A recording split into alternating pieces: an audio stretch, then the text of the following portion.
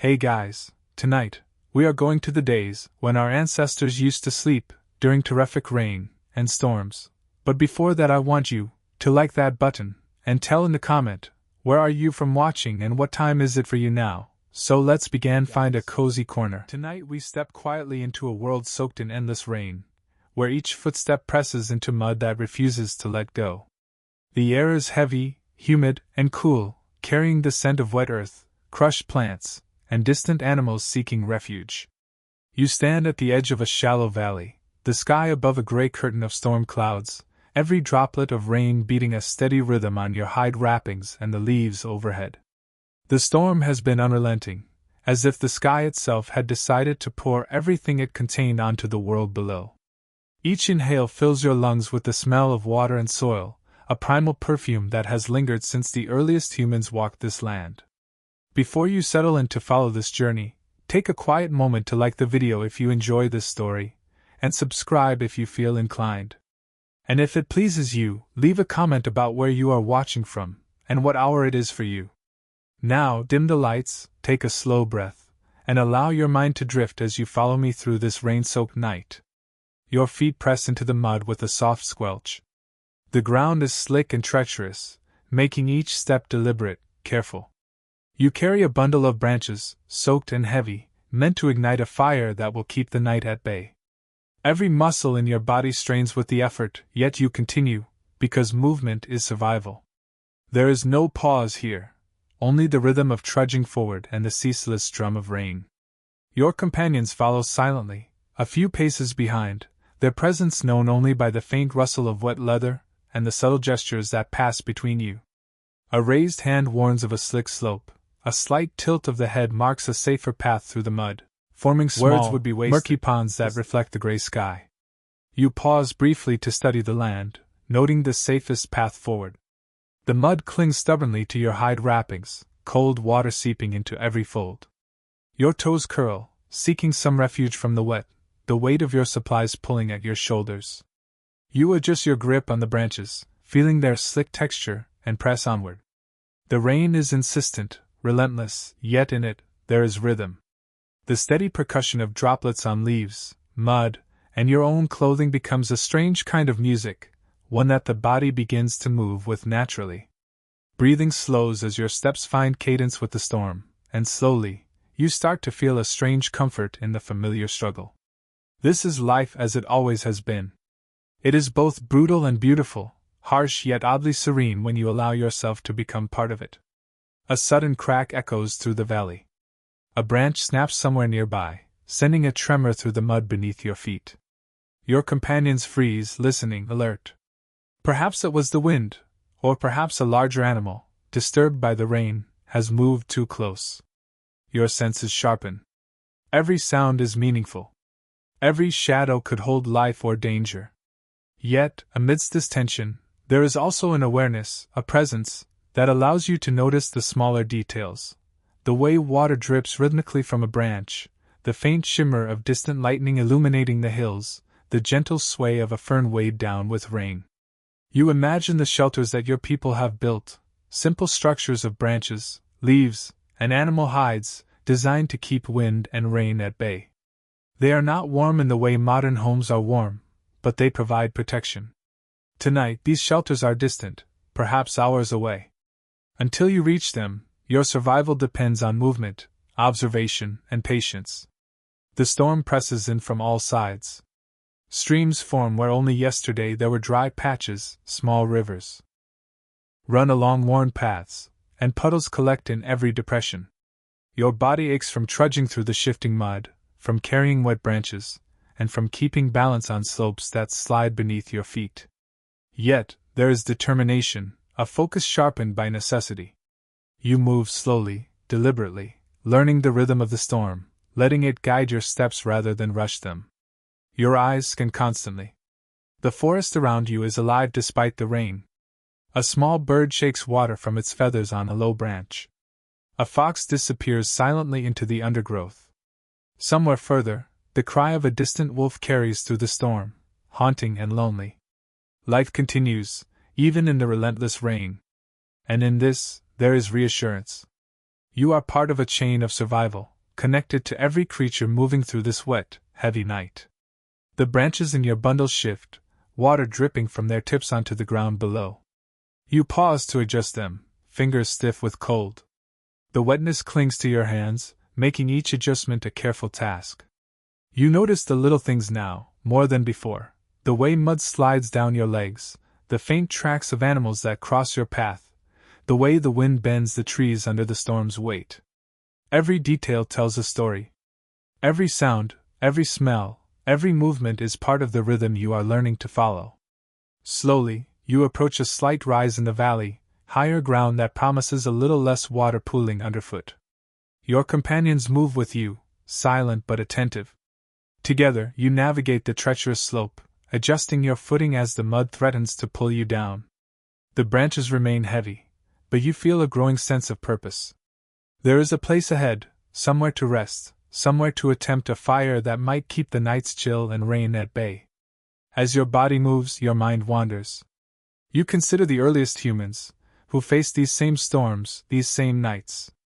They learned to read the land, to understand water, to sense the patterns of rain. They discovered which branches would burn even when wet, which rocks could shield a fire from wind, which hollows provided dry ground.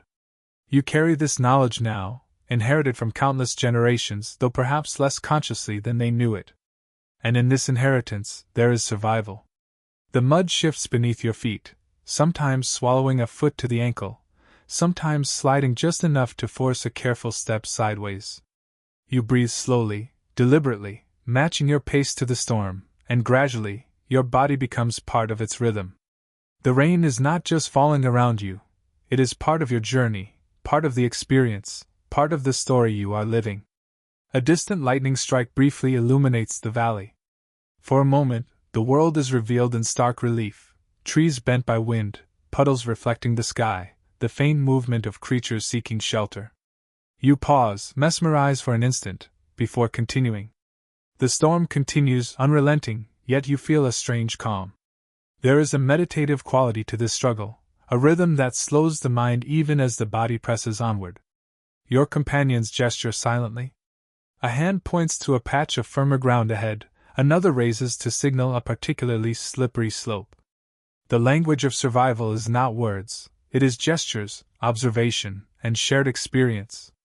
The storm forces you to rely on this language, to pay attention in ways that modern comforts rarely demand.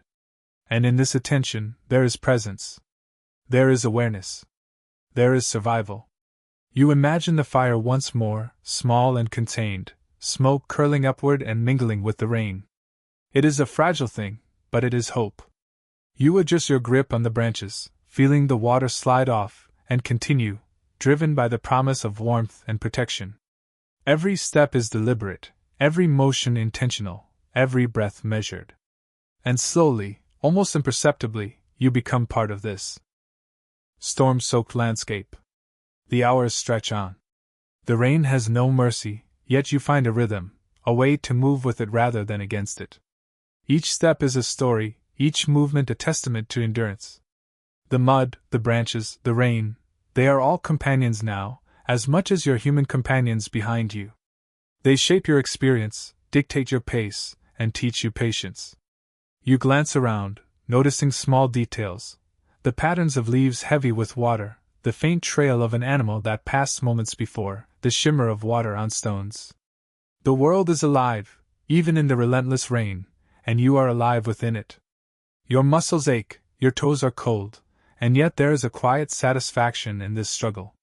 Survival is not just a goal, it is a presence, a consciousness, a connection to all who have faced such nights before. With each step, the storm continues unwavering.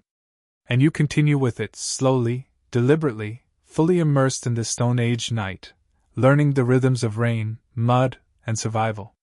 You push forward, the slope rising gradually beneath your feet. The mud becomes thinner here, the incline helping the water drain just enough to give you a bit more grip. Your legs tremble slightly from the strain of the climb, the long hours of trudging catching up with you. Yet there is something reassuring about the effort. Movement means warmth, even in rain this cold. Your companions breathe quietly behind you, their steps careful and in rhythm with your own. The group moves like a single being now, guided by shared instinct more than thought. The valley below darkens as you ascend, the shadows gathering beneath the heavy curtain of rainfall. Up ahead, the ridge promises a small break from the worst of the storm, a place where the ground might be dry enough, just barely, to attempt a fire. You pause at a cluster of moss-covered rocks, raising a hand gently to signal a brief rest. The others stop without sound, lowering their bundles to the ground. You exhale slowly, letting the cool rain strike your face as you tilt your head upward. The sky is a gray mass, swirling with clouds that seem almost close enough to touch. The storm rumbles distantly, a low, continuous growl that vibrates faintly through the air. You shift your weight and look around. The trees at this height sway, but not as deeply as those below. Their leaves, broad and heavy, collect water that drips steadily in long, glistening streams. Each drop falls with a soft patter, blending into the larger rhythm of the rain. The world around you is slow, ancient, patient. You close your eyes for a moment, listening, not just hearing, but listening in the way survival requires. Beneath the rain, there are other sounds: the faint crackle of water rushing through narrow channels between rocks, the soft rustle of a creature slipping through wet brush, the rusting sigh of a tree bending under its waterlogged weight. Every sound is part of the storm's language, readable if you give it your attention. When you open your eyes again, your companions are watching you quietly, waiting. You nod once and lift your bundle again, the wetwood pulling at your tired muscles. They follow, and together you resume the climb. The ground becomes rockier as you move upward, the mud giving way to firmer patches of earth. Jagged stones protrude here and there, slick with moisture, forcing careful steps. You use your free hand to steady yourself against a large boulder, its surface cold and rough beneath your palm. The mountain seems to breathe with the rain, exhaling mist and absorbing water into every crevice. As you near the ridge, you feel the wind change. It grows harsher, pushing against you, whipping rain sideways. You lean into it, narrowing your eyes, adjusting your steps to stay balanced. The wind carries scents from afar, the smell of soaked pine, wet fir, distant ash from a lightning-struck tree.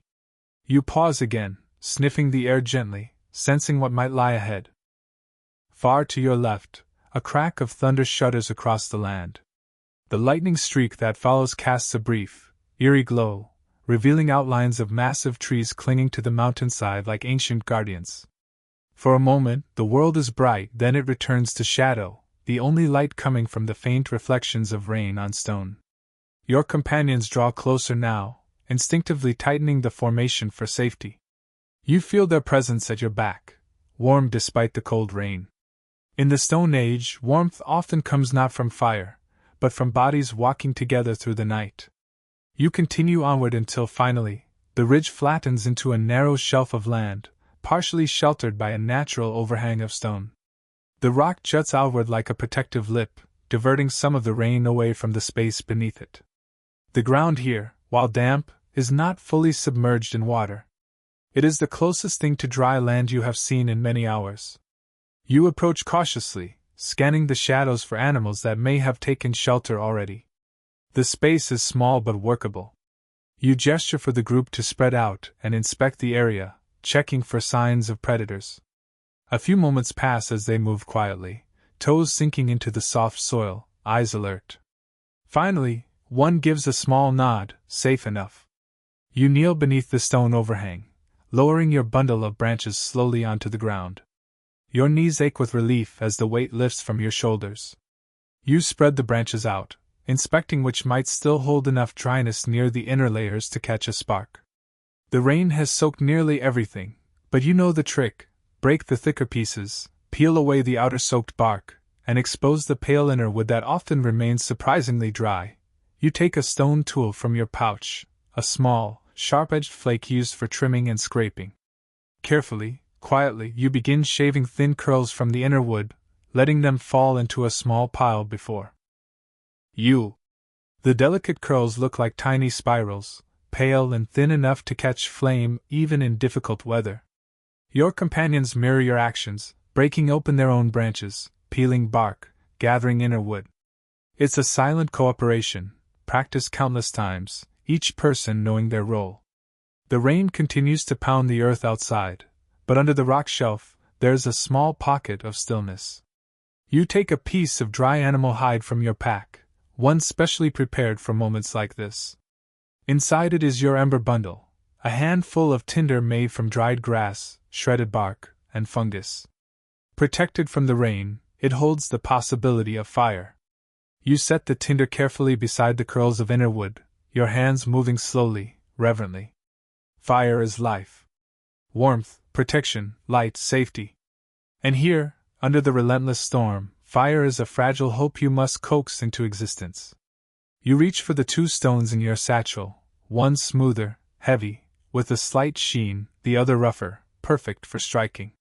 You position the tinder carefully, taking a deep breath. Your companions shift closer, forming a semicircle around you, shielding the small setup from stray winds. The first strike sends sparks leaping, tiny flashes swallowed by the darkness. The second strike produces a stronger spark, landing near the edge of the tinder.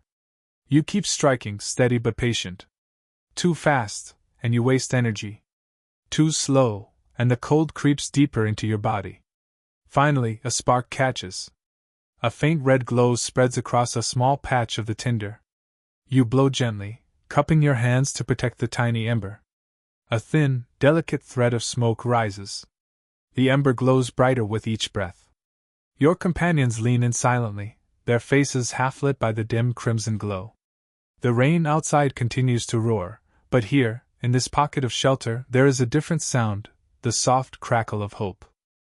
You add a few tiny curls of inner wood to the ember, placing them carefully so they catch without smothering it. The ember brightens, smoke curling upward in a steady stream. You breathe again, slow and measured. The ember shivers, then catches flame.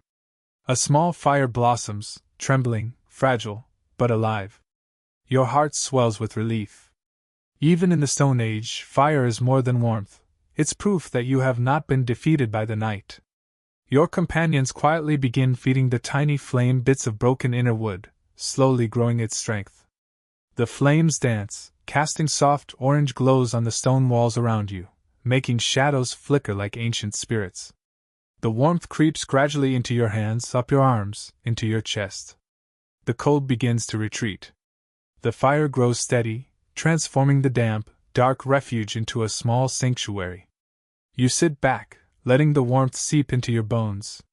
The others settle around the fire, quiet but visibly calmer. The storm outside rages on, but inside this small shelter, there is a boundary, a circle of light and heat that pushes the darkness back. You watch the flames for a long moment, mesmerized by their movement. Fire has a way of slowing thoughts, softening the mind, making time feel stretched and blurry. Each flicker feels ancient, as if the flames themselves remember every storm your ancestors endured. You take a deep breath, savoring the mixture of smoke, wet earth, and faint plant scents lingering in the air. Your body relaxes, tension melting from your shoulders. The fire crackles steadily, forming its own quiet rhythm. Outside, the rain falls harder. Sheets of water cascade down the rock face, splashing into puddles that swirl and ripple. But your small flame stands firm, glowing gently in contrast to the storm. This is how prehistoric people survived nights like this, not by overpowering nature, but by finding small pockets of safety, small spaces where warmth could grow, where exhaustion could ease, where fear could soften. You lean back against the cool stone wall and let your eyes drift over your companions.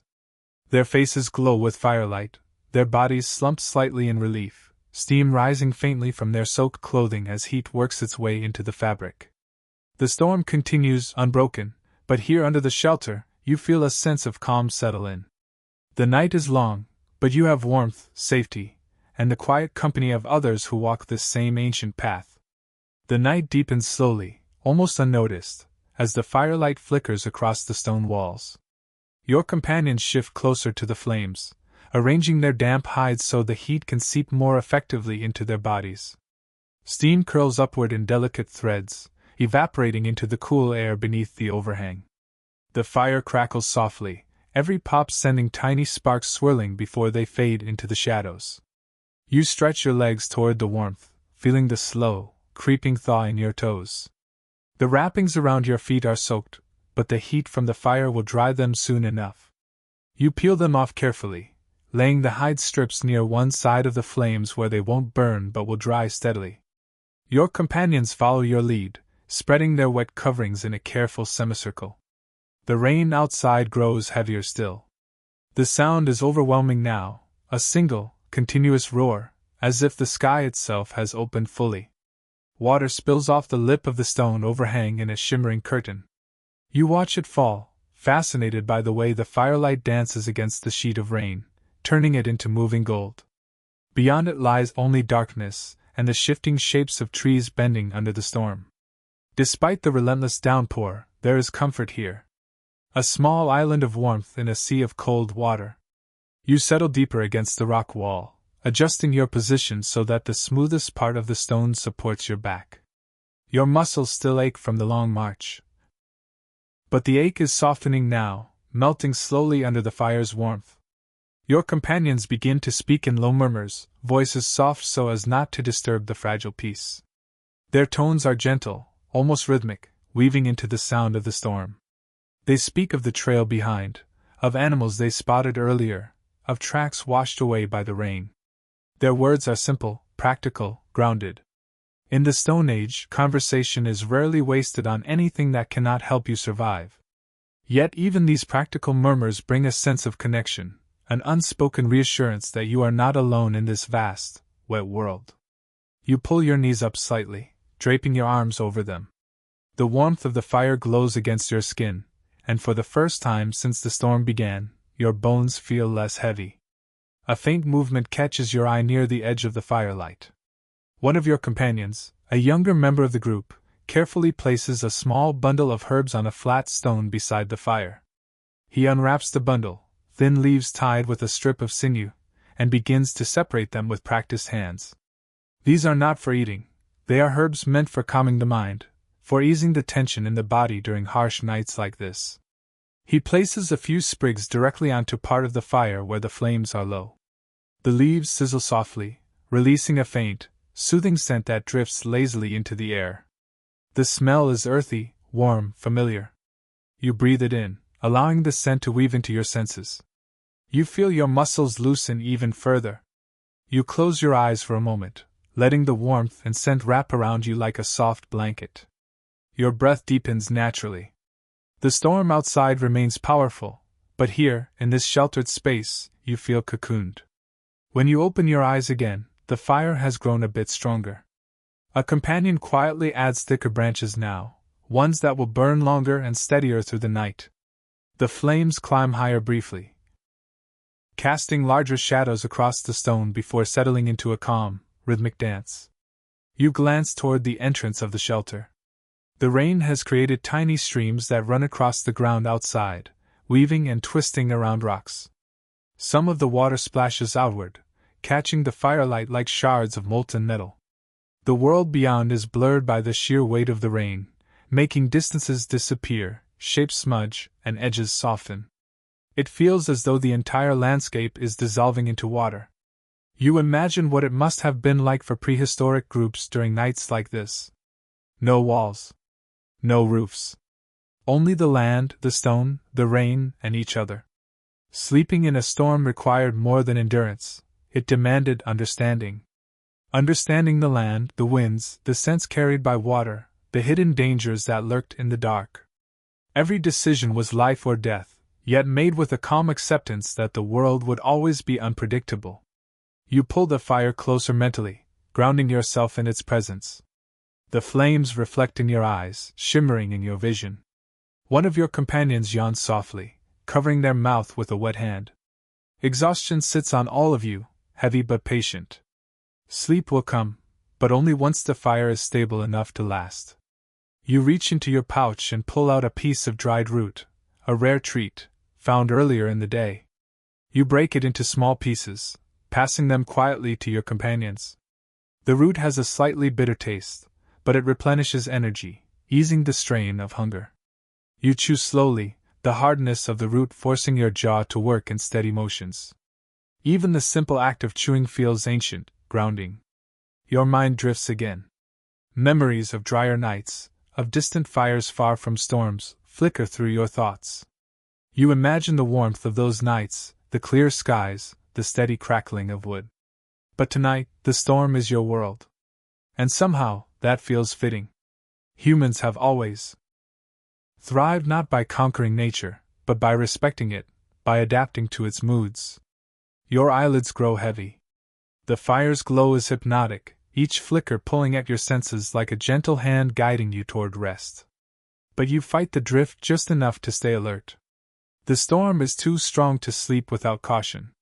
Someone must remain awake to tend the fire, to listen for danger. The group knows this too. A silent agreement passes between you. One companion shifts slightly, adjusting his sitting position so he can keep watch for the next few hours. Another curls up with her back to the wall, pulling her half-dried hide across her shoulders. The warmth of the fire soon lulls her into a soft, steady breathing. You take a slow breath, feeling your body sinking deeper into the ground beneath you. The cool stone wall supports your weight. The ground beneath is soft from moisture but no longer uncomfortable. Your mind settles into a steady, relaxed rhythm. Outside, lightning flashes again, brief, blinding. The thunder follows seconds later, rolling across the valley like the low growl of some ancient beast. Your pulse quickens for the briefest moment, instinct honed from generations of ancestors responding to sudden flashes in the dark. But when the light fades, the fire remains, steady and warm. The world settles back into its rhythm. The rain continues without pause. It's a constant presence, a reminder of the raw world you inhabit. The Stone Age was not a quiet era. It was a world in motion, always shifting, always demanding awareness. Yet here in this shelter, you are safe enough to let your mind wander. You look at your companions again. Their faces in the firelight look timeless, as though they could be any group of early humans sitting beneath any ancient storm thousands of years ago. The flicker of light reveals the contours of their tired expressions, the softness of their eyes, the quiet determination etched into every line of their bodies. This night, like so many before it, is a lesson in endurance. It teaches patience. It teaches presence. It teaches the value of warmth and the fragility of fire. One companion shifts in their sleep, rolling slightly closer to the flames. You gently nudge a thicker branch into the fire to keep it burning strong. The flames catch quickly, sending a burst of sparks upward. They dance briefly before fading into the darkness. Your hands warm as you extend them toward the fire once more. The heat pulses gently, radiating through your palms, up your arms, into your core.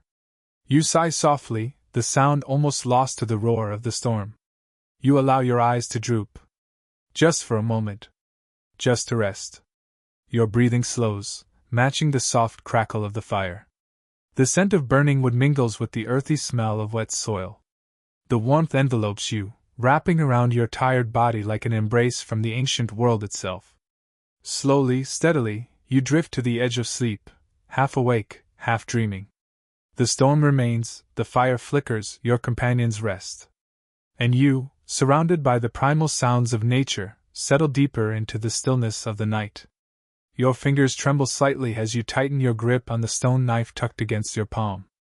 Not because of fear, though the storm makes it tempting, but because the cold has begun to settle deeper into your bones, slipping under your soaked hides and whispering that you are not built for nights like this. Not yet.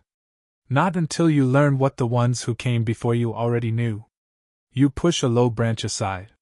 Droplets cascade down your arm like thin streams of ice. The ground rises beneath your feet as the group reaches the base of the ridge. The mud clings stubbornly to your ankles, pulling with every step as though the earth itself wants you to stay, to lie down, to become part of the wet soil and forgotten roots. But you don't stop. None of you do. Above you, the ridge slopes upward in a dark silhouette against the storming sky. A flash of distant lightning reveals jagged rocks, bent shrubs, and a narrow path carved long ago by animals who knew these lands better than you ever will. Behind you, one of the elders exhales sharply. He's older than anyone else in the group, his hair streaked with gray, his shoulders broad but heavy with age. Even now, He moves with the same deliberate rhythm, slow, but unshakably steady. When he speaks, he does so only when needed. He leans close to you now, his voice nearly swallowed by the rain. Keep your head low. The wind is sharper near the top. You nod, even though he can barely see your face in the darkness. Your breath comes out in short clouds, vanishing the moment they leave your lips. Above, the storm rumbles again, its voice rolling through the valley like the warning call of some massive creature hidden behind the clouds. You begin the climb. The ridge is slick. Your foot slips once, twice, and each time you feel the jolt of panic before your hand finds a root or rock to steady yourself. The rain stings your eyes. Your cloak flaps loudly in the wind, snapping like a flag in a battlefield. The others climb behind you, their silhouettes moving in quiet determination. Halfway up you pause, not to rest, but because something feels wrong. The wind shifts. The smell changes. Beneath the scent of wet earth and crushed leaves, another odor curls into the air. A deep musk. Wild. Heavy. Unmistakably alive. You raise your hand slowly, signaling the group to stop. The elder's footsteps halt behind you. He inhales once, sharply. He knows it too. Something is nearby. Your heart beats faster, but you don't move. Not until the elder touches your arm and gently nudges you toward the right. You silently adjust your path, pressing your body closer to the rocky wall of the ridge. The others follow your movement with practiced unity, spreading their weight, lowering their profiles, blending into the narrow shadows beneath the overhang. The rain pours harder, almost disguising the sound, almost. A heavy, rhythmic breathing echoes from somewhere above you, followed by the soft but unmistakable crunch of claws moving over stone. A cave lion. Large. Hungry. And displaced by the same storm that threatens to drown your fire tonight. The elder gestures 3 times. A signal you learned as soon as you were old enough to stand. Move slowly. Stay low. Do not run. Running made you prey. You slide your hand across the wet stone, keeping your body close to the ridge wall as you inch upward. The cold rock scrapes your knuckles. Rainwater runs into your eyes. Your breath shakes, though you try to steady it. The lion's outline appears briefly in a flash of lightning. Massive shoulders. Thick mane. A silhouette carved out of darkness itself. It stands mere steps from the path you were about to take. You freeze. Every muscle in your body turns to stone. The lion lifts its head, nostrils flaring as it tastes the air. You can feel its awareness stretching towards you like invisible tendrils. A single wrong movement, a loose rock, a shift in weight, any of it could decide the night. The elder slowly moves closer. Without looking at you, he places one hand on your back, pressing firmly. A reassurance and a command. Hold still. The lion sniffs the air again. Its tail flicks. It steps toward the cliff's edge, peering down into the valley below, rain dripping from its whiskers. Time stretches. A moment becomes a lifetime. Then, in the space of a breath, the lion huffs and turns away, padding along the ridge until its shape dissolves into fog and rainfall. Only when the sound of its footsteps fades completely does the elder let out a soft, shaky sigh. You didn't realize you'd been holding your breath until your chest burns for air. One by one, the others begin breathing again, their relief blending with exhaustion. The elder leans closer to your ear. This storm makes everything restless, he murmurs. Even the hunters we fear. You nod again, unable to find words. You continue the climb, more carefully now, until the ridge levels into a narrow plateau. Up here, the wind hits harder. The rain comes sideways, slicing against your cheeks. But something in the air has shifted. You smell smoke. Not fresh smoke, but old, faint, clinging to the stones like a memory. A shelter. Someone used this place before. Maybe days ago. Maybe years. Your group moves toward the dark outline at the far end of the plateau. A shallow cave, partially hidden by a curtain of vines weighed down by rain. It isn't large, not enough to stand in comfortably, but deep enough to protect you from the worst of the storm. One by one, the group enters. You duck beneath the dripping vines, stepping into the dimness. The air inside is still damp, but warmer than outside. The ground is uneven but dry in the very back, where old ashes hint at a long-dead fire. Someone lived here once. Someone survived here. You kneel near the ashes, rubbing them between your fingers. The powder is cold. Empty. But its presence is reassuring. If someone before you managed to bring warmth into this place, maybe you can too. The elder kneels beside you. Gather the driest wood from your bundles. Keep the wet branches for later. You nod and reach into your hide sack. The moment your hands touch the collection of sticks, leaves, and carefully protected bark strips, you exhale in quiet relief. They're still mostly dry. Wrapped in furs. Shielded by your body as you climbed. Not perfect, but enough. The others empty their bundles too, forming a small pile under the shelter. The elder places stones in a circle, his hands moving with slow, ritual familiarity. You watch, feeling the same mix of exhaustion and gratitude you always feel when he works like this, as if he is part of the land itself, a piece of ancient memory given shape and breath. You hand him the driest bark you have. He nods and whispers, "This will live." His flint strikes. Sparks jump. One catches on the bark. A flame stirs, tiny, fragile, trembling like a newborn creature. You cup your hands around it, shielding it from drafts. Others add thin twigs. The flame grows, cracks softly, and finally blossoms into a small, warm patch of orange light. The cave glows faintly as shadows dance along the walls. For the first time tonight, the cold loosens its grip. You sit near the fire, your soaked clothes steaming gently. Rain continues to hammer the outside world, but in here, it feels distant, like a memory of danger rather than danger itself. The elder lowers himself onto a flat stone, his knees aching with age. He looks at the fire, then at you, then back at the group.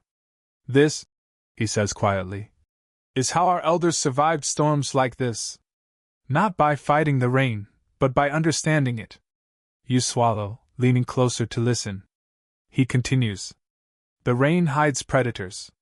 But it hides us as well. It drowns sound. It washes away our tracks. It teaches us patience, even when our bones are cold and our minds are afraid." His voice lowers further. "And it reminds us that fire is not just warmth. It is memory. Whoever lived here before us left this space for us to find. And someday, maybe we will leave it for others." The fire crackles softly. Your eyelids grow heavier. Outside, the storm rages. Inside, for the first time on this long night, you feel safe enough to breathe fully. Safe enough to rest your aching shoulders. Safe enough to close your eyes for just a moment. Just a moment. And let the rain speak for a while. Your eyes don't stay closed for long. A sudden drip of cold water slides down from the cave ceiling and lands on your cheek, jarring you awake. The fire is still glowing, small, steady, but alive. Its light flickers on the walls, carving long shadows that sway like silent dancers. You shift slightly, careful not to disturb the others. Most of the group has managed to fall into a half-sleep, curled against the walls, hides pulled tight, their faces softened by exhaustion. The elder sits closest to the entrance, his back straight, his chin low. He isn't asleep. He never sleeps during the first hours of a storm night. He watches. Listens. Waits. A low rumble rolls overhead, shaking droplets loose from the vines outside. You watch them fall in a curtain of steady motion, an endless stream of silver threads illuminated briefly by the fire. The elder's voice breaks the quiet. "You should rest," he murmurs without turning his head. You blink. "I wasn't sure if it was safe yet." "It isn't," he replies. "But it rarely is. Sleep anyway. That is what our kind learned to do." You shift forward, warming your hands over the fire.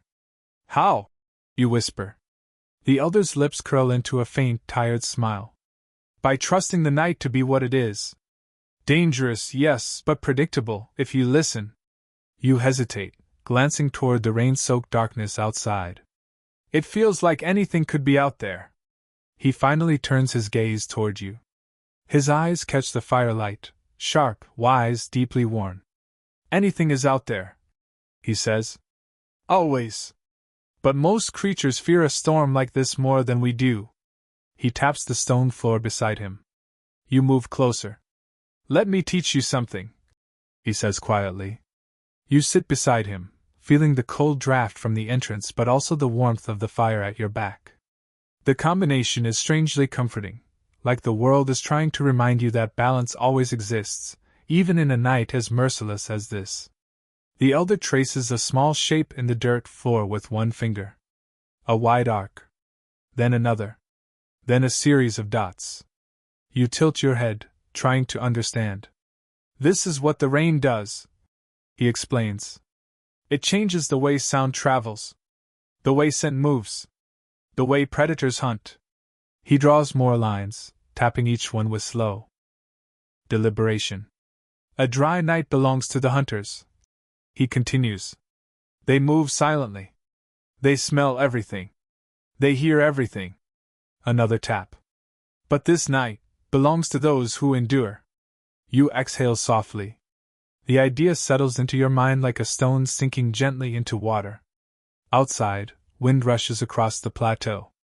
The vines sway violently for a moment before settling again. The elder pauses, listening, every muscle in his body attuned to the world beyond the cave. After a long silence, he says, There is something else you must learn tonight. You look at him expectantly. He reaches behind him and retrieves a long, leather-wrapped bundle you hadn't noticed before.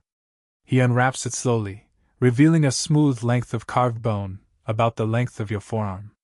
Patterns etched along its surface shimmer faintly in the firelight. You've seen the elder carry this before, but never open it. This belonged to my teacher, he says.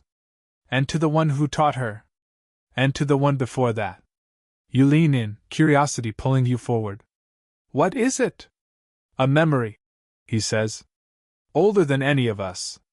He lifts the carved bone and places it gently in your hands. It's surprisingly light, almost delicate, but carries a deep, heavy history. You turn it slowly. The carvings feel smooth from generations of fingers tracing them. The elder explains softly. Each mark on this bone tells a story of how our people survived nights like this. Storms that lasted days. Floods that swept through valleys. Winters that froze entire herds. Our ancestors left these lessons so we would not forget. You whisper. Can you read it? He nods once. I can read some. The rest I hear in my bones. He motions for you to hold it carefully. You place it across your lap. Turn it, he instructs. You rotate the bone. The carvings shift in the firelight, creating shapes you hadn't noticed. Waves. Lightning. Spirals. Trees bent sideways by wind. Tiny human figures huddled together beneath what might be a rock overhang, something very much like the cave you sit in now. This, the elder says, pointing to a cluster of marks, tells of a storm much like this one. A storm that did not stop for 10 days. You swallow. 10 days? He nods. Those who survived learn that fire must never be left alone. Even for a breath. Even for a dream. He glances toward the group asleep against the cave walls. Tonight, he says, that fire is yours. Your pulse quickens. Mine? He nods again. You will tend it. Feed it. Protect it. And when the storm softens, you will carry the next story in your memory. You straighten your posture. But why me? The elder gives a tired, knowing smile. Because you were the one who felt the lion before any of us. You listened when the rain changed its voice. You feel warmth spreading through your chest, part pride, part fear, part responsibility. He sets a hand on your shoulder. Our people choose leaders not by strength, but by awareness. The fire crackles, sparks drifting upward like tiny stars. You breathe slowly, letting the warmth seep into you. Then something shifts. The wind outside stops suddenly, cut clean, as if the storm itself is holding its breath. The elder stiffens. You lean forward. What was that? He raises one hand, signaling complete silence. The vines at the cave entrance flutter once, then fall still.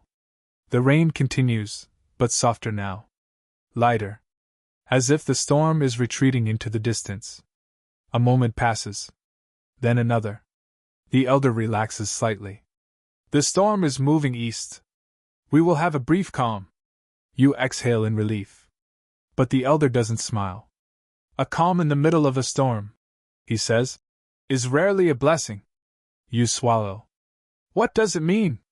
It means, he whispers, others will be searching for shelter too. Your hand instinctively moves toward your stone knife. The elder shakes his head. Put it away. If something approaches, let it see the fire first. Fire speaks. Before we do. You nod slowly. The group stirs behind you, sensing the shift in the air even through sleep. One woman murmurs softly. Another pulls her hide cloak tighter. The elder stands, joints cracking faintly. I will check the ridge, he says. You rise with him, but he raises a hand. No. Your task is here. Stay with the fire. You sit again, watching his silhouette move toward the entrance. He parts the vines. Cold air sweeps in, brushing your face. He steps outside, disappearing into the pale gray world beyond. The vines close behind him. You are alone with the sleeping group, the fire's gentle glow, and the soft, endless sound of rain. Minutes pass. You listen. To the storm. To the crackling fire. To your own heartbeat. Then, a sound. Soft. Wet. Rhythmic. Footsteps. Not the elders. Too light. Too cautious. Too many pauses between each step. Your breath catches. The vines tremble. Someone, or something, is just outside the cave. You don't move. You don't breathe. You let the firelight speak for you. The vines part. And a shadow leans in. The shadow pauses at the entrance, half hidden behind the dripping vines, its outline distorted by the way the stormlight glows faintly behind it. For one suspended heartbeat, nothing moves, either you, nor the shadow, nor even the fire. It is as though the world has held itself still just long enough to see what happens next. Your hand hovers inches above your knee, warm from the fire but trembling anyway. You remind yourself of the elder's words. Fire speaks first. So you say nothing. You make no sound. You simply breathe slow and steady, letting the glow flicker across your face. The shadow tilts its head. Not the motion of a predator. Not the heavy forward lean of something hunting. But the cautious curiosity of something that is just as afraid of you as you are of it. A small hand pushes the vines aside. Then another. And a figure emerges, small, soaked, trembling. Not an adult. Not a threat. A child. Barely older than 8 or 9 winters. His hair hangs in wet strands across his face. His shoulders shake from cold and fear. His eyes flicker immediately to the fire, wide, desperate, hungry for warmth. He takes one hesitant step inside, then stops at the threshold, unsure if he is allowed to go any farther. You freeze in place, all thoughts scattering like startled birds. Why is he alone? Where is his group? Why is a child wandering in a storm like this? He looks at you. Not past you. Not around you. Straight at you. Rainwater trails down his cheeks, making it hard to tell whether he is crying or simply soaked through. His lips part as though he wants to speak, but no sound comes out. Instead, he clutches the hide wrapped around his shoulders tighter, the gesture almost instinctive, like he expects someone to yank it away from him. You swallow, your voice low and warm. It's all right. He doesn't step forward. He just stands there, suspended between fear and hope. Behind you, one of your group stirs in her sleep, a soft groan echoing through the small cave. The child flinches as if struck, stumbling back toward the vines. Wait, you whisper. But before you can reach him, a deep voice cuts through the rain. Let him in. You turn. The elder stands outside, his figure dark against the storm. Water runs down his arms in glistening streams. He pushes the vines aside fully, and gently places a guiding hand on the child's back. The boy enters, stumbling slightly as warmth hits him. "Close the entrance," the elder murmurs. You move instinctively, pulling the vines together until the storm outside becomes a muffled whisper instead of a roar. When you turn back, the elder is crouched in front of the child. His voice softens, not quite gentle, but steady, like a rock in floodwater. "Where is your kin?" he asks quietly. The boy doesn't respond. He stares at the fire, breathing in quick, shaky bursts. His hands hover toward the heat. But he keeps a small, cautious distance as though expecting permission. The elder nods toward you. "Bring him closer." You approach slowly, careful not to startle him. You extend your hand, palm open, inviting rather than pulling. The boy hesitates, then reaches out with trembling fingers. His skin is ice cold, almost painful to the touch. You guide him to the fire. He sinks onto the ground, curling his knees to his chest. Steam rises from his clothes as the heat begins to thaw him. The elder sits beside you, lowering himself with the stiffness of someone who has weathered too many storms. "It's all right," the elder says. "You're safe here." Finally, the boy lifts his eyes. They are wide. And haunted. "There was water," he whispers. His voice cracks mid-sentence. "Too much water." The elder's expression tightens. You feel something cold settle in your stomach. "What happened?" you murmur. The boy shakes his head quickly as though the memory itself hurts.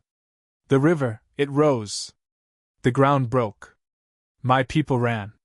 His shoulders tremble. I couldn't find them." The elder places a hand on the boy's shoulder. "You followed the ridge?" The boy nods. "How long?" the elder asks. The child wipes his nose with the back of his hand. Since the sky lit up." He mimics lightning with a faint gesture. "Hours. He has been wandering alone for hours." You glance at the elder. His eyes narrow, not in anger, but in calculation. He knows what this means. A rising river in a storm this heavy is not a small danger. It could sweep across the valley floor. Flood camps. Drown fires. He speaks gently to the boy. "You did well to reach the ridge. Many grown hunters would not have found their way in a storm like this." The child's lower lip quivers. You place a dry hide across his shoulders. He flinches at first, then relaxes, clutching it tightly. You watch the firelight reflecting in his eyes, the same kind of reflection you saw in your own when you were smaller. The look of someone who has seen danger too big for their body. The elder shifts, looking at you instead of the child. "We cannot stay here long." You nod. You'd felt it too. The cave was a blessing, but temporary. The storm had shifted direction. And if the river was rising... "How much time?" you ask. The elder glances toward the entrance. The vines sway softly, no longer thrashed by fierce winds. "Until dawn," he says. "Maybe less." The weight of this settles heavily in your chest. The cave is safe now. But the world outside is changing. Flooding. Moving. Becoming unpredictable beneath the cover of the storm. The elder leans closer to the fire, whispering almost to himself. "Tonight, the land is reshaping." You shiver. Not from cold. From understanding. The boy curls beside the fire, exhausted beyond fear. His eyes droop. His breathing steadies. Within minutes he slips into sleep, deep, heavy, the kind only children and the utterly spent can fall into. The elder watches him for a moment, then looks at you. "Keep the fire alive," he says. "The child must wake to warmth, not to fear." You nod, adding another strip of bark to the flame. It catches quickly, light blooming brighter across the cave walls. The elder settles against the stone wall, but he does not relax. Something in his posture remains alert, listening, anticipating. You sit beside the fire, your eyes drifting toward the child's small form wrapped in hides. The storm beyond the vines mutters softly. The quiet between each rumble feels heavier now. The elder finally speaks. "When dawn comes," he says, "we must decide whether to go north or follow the river? You blink. Which is safer? He doesn't answer. Not because he doesn't want to, but because he doesn't know. Your fingers tighten around the bone memory staff still across your lap. The fire crackles. The storm shifts. The world waits. And somewhere beneath the earth, water continues to rise. The storm outside had softened, but the rhythm of the dripping water still echoed gently inside the shelter, like distant footsteps wandering through the night. The tribe lay scattered around the glowing embers, some already asleep, others drifting in and out of consciousness. But for a moment, everything felt unusually still. Aruk sat near the cave entrance, his broad silhouette outlined by the faint moonlight leaking through the vines. He wasn't guarding out of fear anymore, just habit. He had spent so many seasons watching over the others that his body naturally stayed awake even when his mind grew heavy. His eyes were half closed, but he listened to every sound, the water, the wind, the breathing of his people. Near the center of the shelter, Mira shifted slightly. Her damp hair had dried into soft waves, and the warmth of the fire had finally given color back to her face. She hadn't slept this peacefully since the migrations began. Even in the middle of a terrible storm, the stone walls held them like an ancient guardian, as if the earth itself wanted them to rest. The youngest boy now curled closer to his mother, his small hands gripping her fur cloak. Each time thunder rolled far away, even faintly, he flinched in his sleep. His mother pulled him closer, covering his ears gently, whispering something soothing without waking him fully. In the shadows on the far side of the cave, the twins, Karo and Rima, were still awake. They whispered to each other, trying to keep their voices low, though their excitement made it difficult. They had never seen lightning split the sky so violently before, and the memory of the glowing cracks still lingered vividly in their minds. "Did you see how the sky burned?" Rima murmured. "It wasn't burning," Karo whispered back. "It was angry." "No. I think it was warning us." They both fell quiet, staring at the sleeping tribe, as if looking for answers in the peaceful rise and fall of chests around them. Meanwhile, the cave's roof continued dripping from places where centuries of storms had carved tiny channels. Each drop landed with a soft plink, adding to the rhythm of the night, fire crackling, wind humming, water dripping, breathing rising and falling. That steady music slowly lulled even the most restless minds. A few feet away, the tribe's firekeeper, Eldon, opened one eye and glanced at the dying flames. He gave a small sigh, not of annoyance, but ritual. Eldon had always believed that the fire was alive, a living presence that needed tending the way the tribe needed food or warmth. Even half asleep, he crawled forward, lifted a new piece of dried wood, and fed it to the embers. The flames rose quietly, illuminating the cave walls once more. Shapes of ancient carvings danced under the light, stories etched by hands long gone. Images of hunts, storms, beasts, and migration paths wavered across the stone's surface. Eldon's gaze lingered on one carving in particular, a tall figure holding a curved stick toward the sky, surrounded by spirals that represented rain. The community believed this figure was a protector spirit, one who guided their ancestors during great storms. Eldon found comfort in it every time the weather turned cruel. He whispered a small blessing to the carving before returning to his bed of leaves and hides. Outside, the forest still dripped heavily, but the violent anger of the storm had passed. The air smelled fresh, cold, and washed clean. Every leaf outside glistened with silver droplets. Though they couldn't see it, a pale moon hung behind the thinning clouds, watching silently over the world. Aruk finally allowed himself to lean back slightly. His ear was still tuned to the forest, but now he heard something new, not danger, not thunder, but frogs. The first soft croaks after a storm. A sign the forest was returning to normal. He let out a breath he didn't realize he was holding. They needed this night. For tomorrow, they would continue their journey. The tribe would sleep well tonight. Toward safer lands, toward the caves Mira had dreamed of, toward a future where storms didn't decide their fate. But for now, nothing existed except the slow, peaceful breathing of a tribe resting after surviving nature's fury. The fire glowed. The stone walls held strong. The night deepened, stretching slowly across the world like a thick blanket. The cave grew warmer as the fire settled into a steady glow, its soft breath filling the quiet darkness with comfort. Deep in the shelter, the rhythmic sounds of sleep blended together, gentle snores, slow breaths, the occasional turning over on a bed of furs. Outside, the rain had faded to nothing more than a faint mist drifting through the trees. The storm clouds scattered, leaving patches of clear sky where stars shimmered faintly. The forest, still wet and shining, whispered with tiny movements, drops sliding from leaf to leaf, distant branches adjusting under their weight, small nocturnal creatures resuming their cautious steps. Inside, Mira stirred first. Not fully awake, but drifting on the edge of dreams. The warmth of the fire had seeped deep into her bones.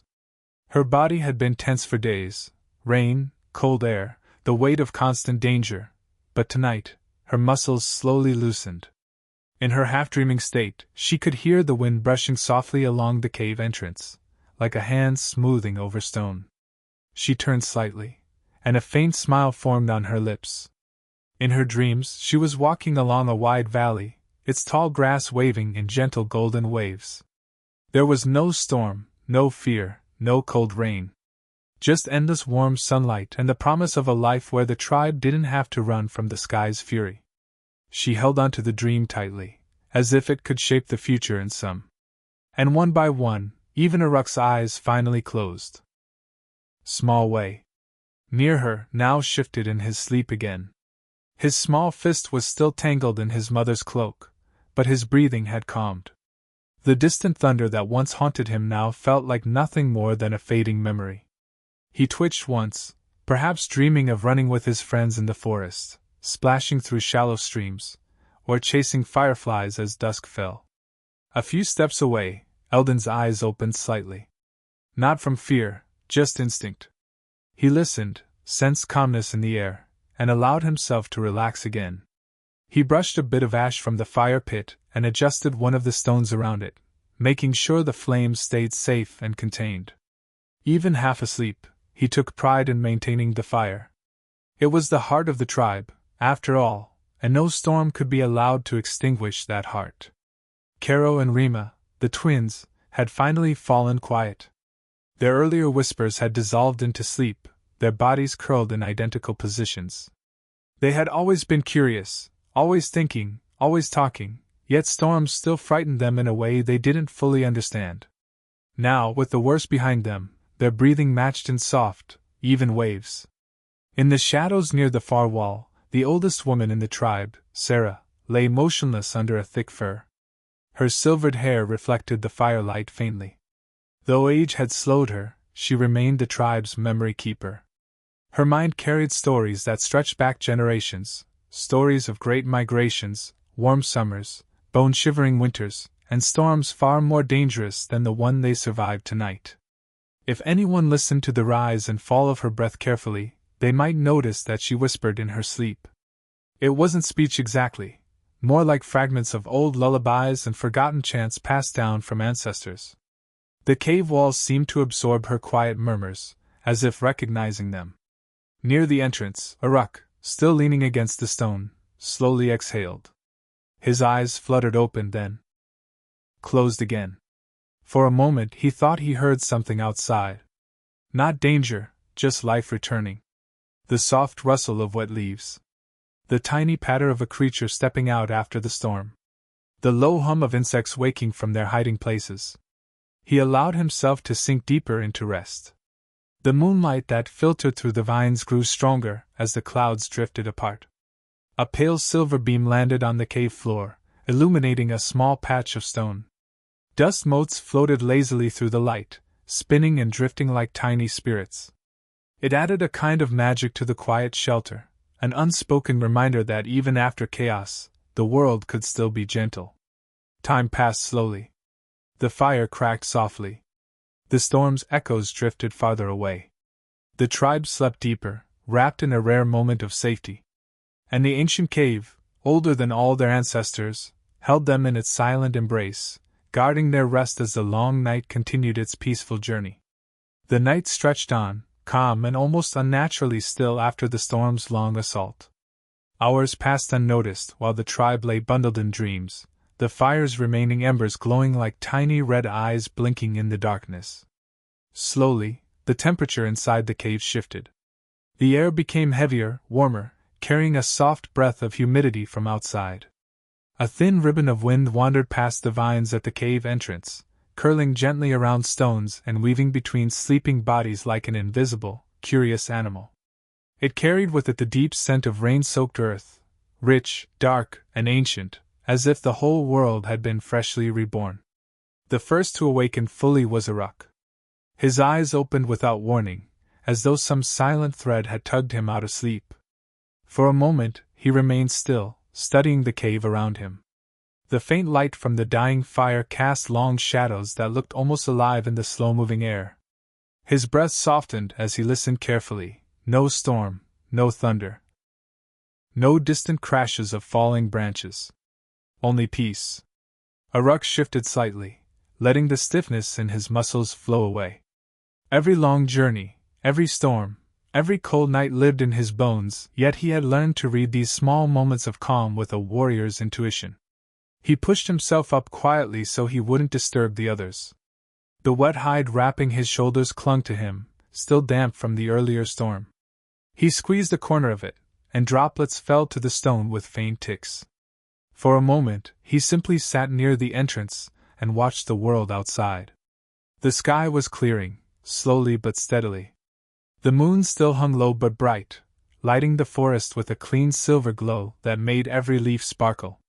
The wet ground looked almost like a dark mirror, reflecting the broken fragments of moonlight. Mist hugged the earth, moving as though breathing, curling around roots, stones, and the base of tall trees whose trunks looked like ancient pillars in a forgotten temple. Uruk's breath slowed. Something inside him softened. The storm had taken so much out of them. But this peaceful moment felt like a gift. He rubbed his eyes, letting the cool air wash over his face. Behind him, a soft sound echoed, someone shifting lightly on their bed of furs. Eldon stirred, pulling himself a bit closer to the embers. His arm brushed against the small ring of stones that formed the fire pit. He blinked slowly, still half inside some dream. Without fully waking, he reached for a long stick and gently adjusted the remaining coals, nudging them inward so the heat pooled again. A small spark crackled, sending a faint reddish glow over his tired face. He didn't speak. He didn't need to. His body simply remembered the patterns of survival. Mira woke next. Her eyes fluttered open in tiny movements, like a child waking from a deep sleep. She inhaled, then exhaled long and slow, savoring the warm air. Her fingers ran across the fur beneath her, feeling it soft. The first light of dawn crept slowly across the cave floor, pale and gentle. It touched the fire, now nothing more than a bed of soft, dying embers, and danced across the faces of the sleeping tribe. Each of them had survived the storm's wrath, carried through hours of uncertainty, and now lay quietly in the aftermath, like the world had pressed pause just for them. Uruk rose first, stretching slowly. His joints cracked faintly, but the motion was fluid, deliberate. He moved to the cave entrance and looked outside. The forest had transformed overnight.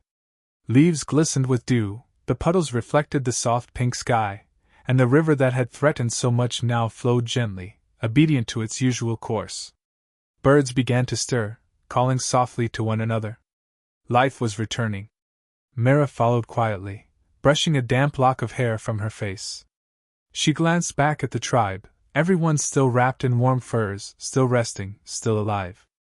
The small boy now stirred slightly in his sleep, then gave a tiny stretch and a sigh, completely unaware of the danger he had faced hours earlier. The elder Uruk lowered himself onto a flat rock near the entrance, his gaze sweeping the valley below.